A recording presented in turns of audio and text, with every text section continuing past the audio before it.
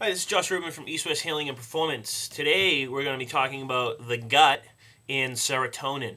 What do those two have in common, or do they have anything in common? The interesting thing today is that Western medicine has basically brainwashed you to believe that serotonin is produced in the brain, and by taking Prozac or any other SSRI, selective serotonin reuptake inhibitor, that you can actually, get these serotonin stores back and become happy again. Well, there's many ways one can become depressed. Obviously, it can become emotional if you study a lot of work of Colin Tipping and John Bradshaw and John McMullen or any of the great spiritual leaders out there, Eckhart Tolle. Their definition of depression is self being upset with part of self.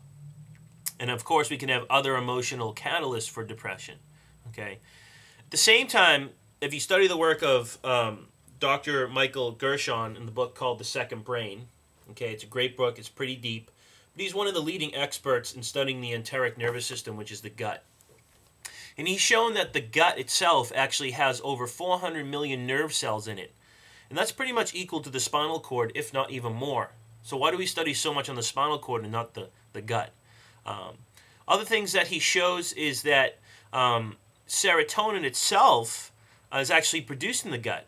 And a lot of the neurotransmitters that actually are produced in the brain, the gut actually produces the same amount, if not more, of the same neurotransmitters. So he shows that depending on certain research that he quotes, that 75 to like 85% of the serotonin in the body is actually produced in the gut. The reason it's produced in the gut is for, two main reasons. The first is it actually helps with peristalsis, which is moving the food along. Okay, so if you're constipated or you have decreased peristalsis, or moving the poop along, I should say, you could be serotonin deficient. There's many other reasons why you're constipated, but I'm just giving you kind of a generalized approach. Serotonin as well is actually produced in the gut to signal the body when you've eaten food that you've eaten food, the body's taking the nutrients, and that you will become satisfied. So it's letting the body and the brain know, or certain parts of the brain, that it's called the apostat center, that you've eaten food, nutrients have come in, and kind of your stores are getting full. So over time, you will become satisfied. So the question is, if you're depressed, is it in your brain or is it in your gut? Well, the interesting thing is, if you look at the title of this book, it's called The Second Brain, meaning the gut, 400 million nerve cells, and produces neurotransmitters. If you lay it out, the gut is the size of a tennis court. There's over 400 microbes in the gut.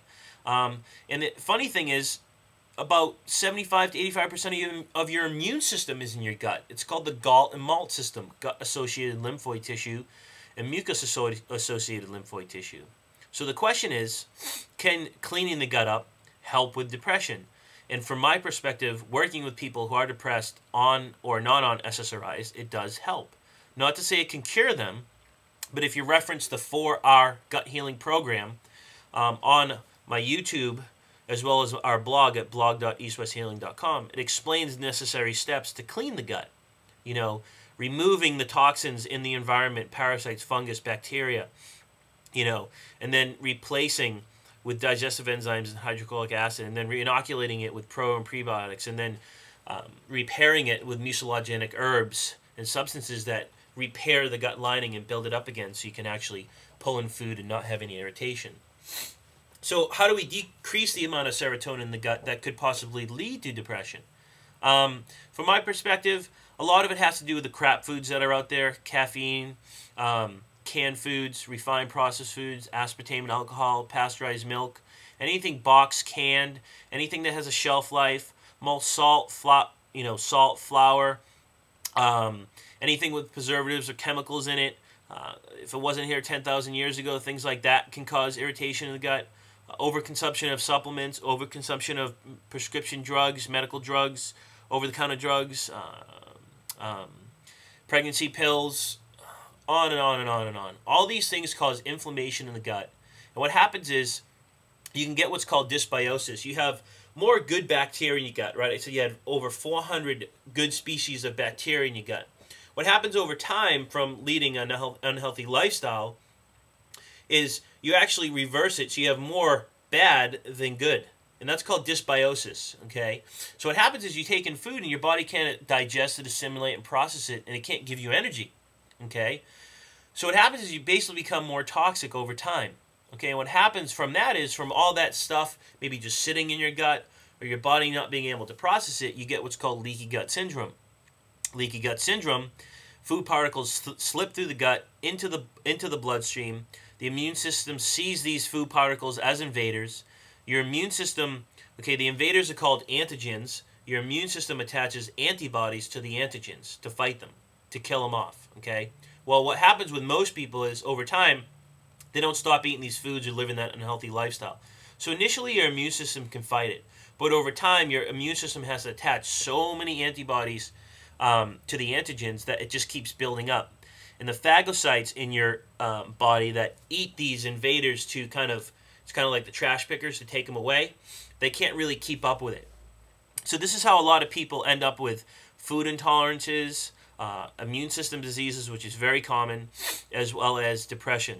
Okay, so the next time you feel depressed or you're diagnosed with depression, I'm not telling you not to go on your medication. I'm not telling you to go off your medication. But take a look at what you're putting in your body, and also what is surrounding your body with your environment. You know, from the office to the home, from actual physical toxic things, like maybe sitting in front of a computer all day, to the environment that you're in, the people, the attitudes, the vitality of it. I can tell you from working with people on SSRIs and working with doctors to actually wean them off it, cleaning up their gut, cleaning up their life, there's actually been a lot of success stories, and it is actually doable. One of the other reasons, actually, that I forgot to actually deplete your serotonin stores is overconsumption of carbohydrates and not eating enough proteins in relation to fats. Okay? When you eat carbohydrates, your body actually releases serotonin to tell your body that you're satisfied. One of the reasons people are addicted to carbohydrates is because of that serotonin output, and it's a feel-good hormone. So one thing you might want to do is lower the carbohydrate intake initially for the first 3 to 6 months. Eat mostly vegetables, proteins, and fats, and this will help restore the amount of serotonin in the gut. There's certain supplements you can take. I would recommend doing a neurotransmitter blood spot test by Metametrics, or you can do tests through myself, or subjective tests through Julia Ross. She's one of the leading experts in neurotransmitters, to find out which neurotransmitters you need. Another thing you can do if you want to just try a supplement, there's a supplement from Designs for Health called Amino Acid Synergy. You can take anywhere from 4 to 6 of those twice a day in between meals and see if that helps with your cognition, your overall affect. And if you think about it, think about the time when you had a stomach ache or you were nervous to go on stage. Think about how that affected your brain and your overall well-being. And then think about a day when you weren't bloated and you felt really good, you're eating good food, and overall your mental affect and emotional affect was just very bright and very vital. Okay?